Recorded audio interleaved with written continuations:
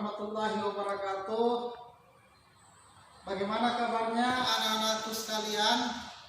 Hari ini kita akan melanjutkan pelajaran SKI yang materinya masih sama dengan materi minggu lalu, yaitu terkait tentang dakwah Nabi Muhammad dan sahabatnya.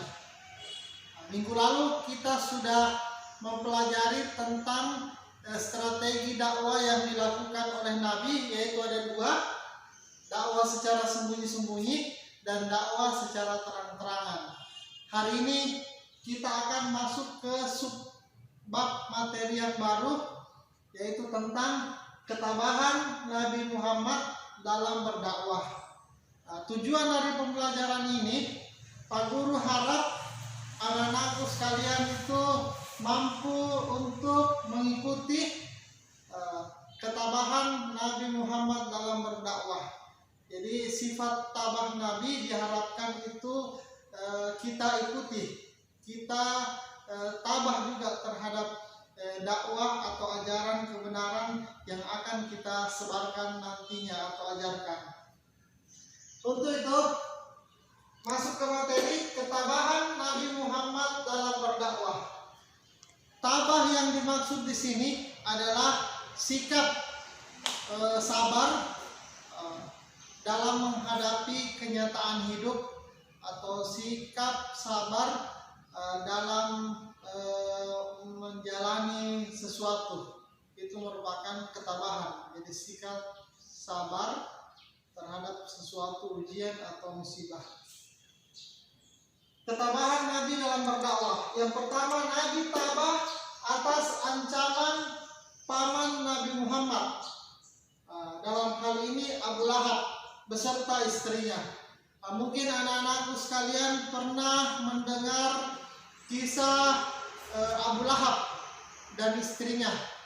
Kisah ini diabadikan dalam Al-Quran pada juz 30, yaitu surah Al-Lahab ayat 1-5. Saya yakin anak-anakku sekalian itu sudah hafal. Jadi bismillahirrahmanirrahim.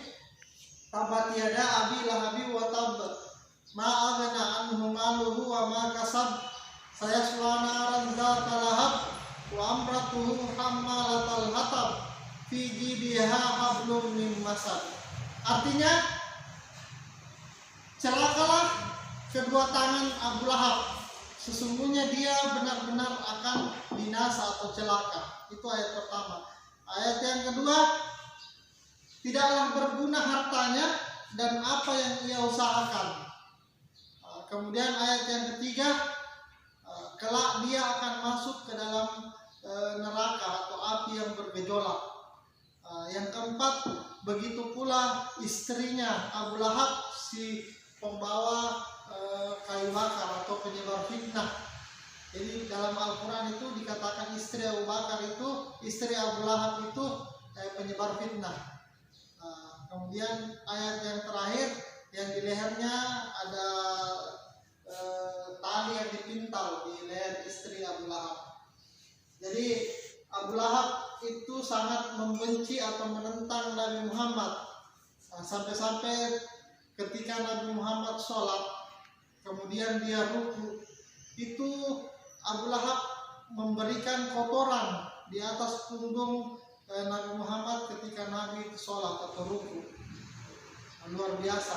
Dan istrinya juga ketika pada malam hari Abu Lahab Nabi Muhammad tertidur, istrinya Abu Lahab itu menyebarkan duri di depan kamar Nabi Muhammad.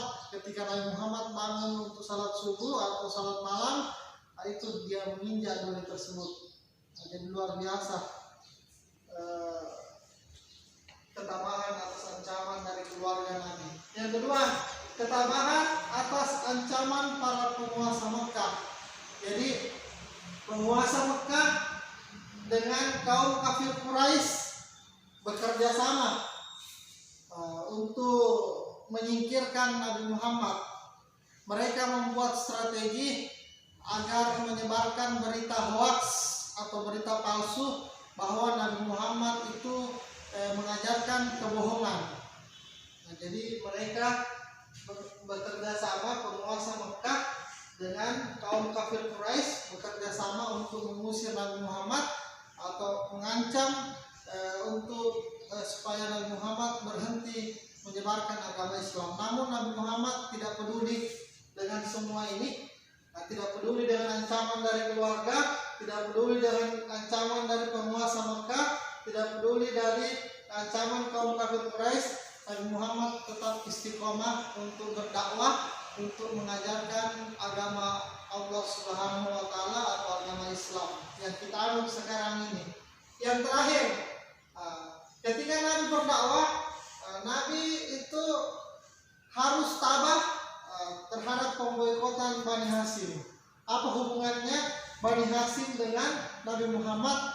Konon pada waktu itu Bani Hashim sering membela dakwah Nabi Muhammad, sehingga penguasa Mekah, kafir Quraisy itu juga membenci Bani Hashim dengan cara dia memboikot atau mencekal mulai dari perdagangan dan kerjasama lainnya.